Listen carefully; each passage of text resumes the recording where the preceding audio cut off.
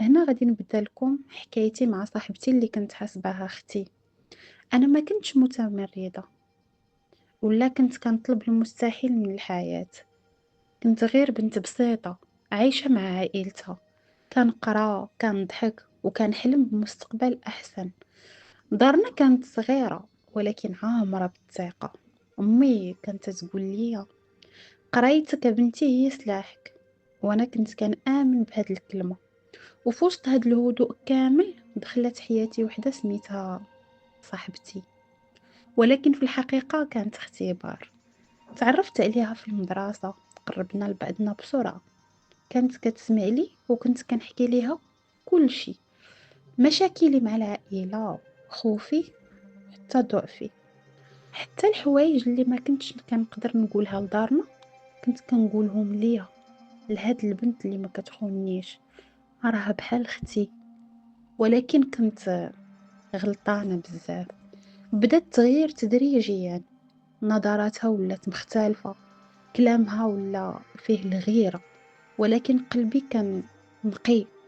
ما شفتش الخطر حتى جا النهار اللي قلبات فيه عليا.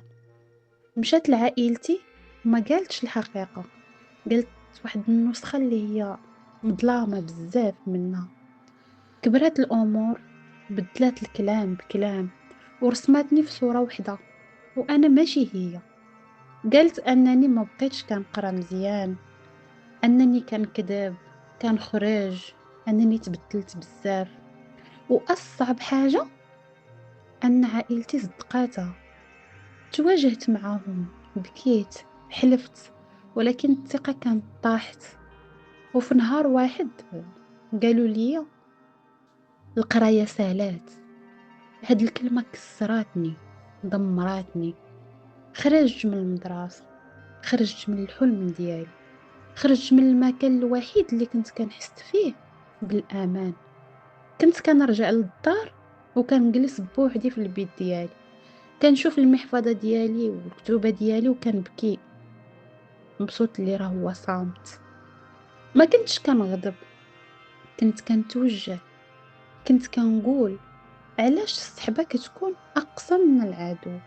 علاش اللي عطيته قلبي هو اللي طعني؟ دازت أيام والوحدة ولات صاحبتي جديدة، والسكوت علمني بزاف ديال الحوايج. تعلمت أن ماشي كل ضحكة راه كتكون صادقة، وماشي كل واحد تقرب منك راه كيبغيك، وماشي كل وحدة كتسميك اختك راه اختك فعلا. هادشي علاش غادي نوجه الرسالة لهاد الصاحبة هادي اللي دارت فيا هادشي كامل. كنقول ليها يمكن نجحتي تخرجيني من المدرسة، ولكن ما نجحتيش تخرجيني من الحياة. وإلى عائلتي ورغم الألم راه باقية كنبغيهم، ولكن وجعتوني بزاف ملي ما سمعتوش لقلبي.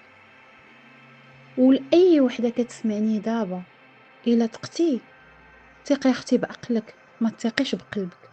راه بعض الناس كيقربوا منك غير باش يشوفوا فين يضربوك. وانا اليوم ماشي نفس البنت، انا البنت اللي تعلمت بواحد الطريقه اللي هي صعيبه، ولكن وليت اقوى. القرايه يمكن توقفات، ولكن الطموح باقي حي.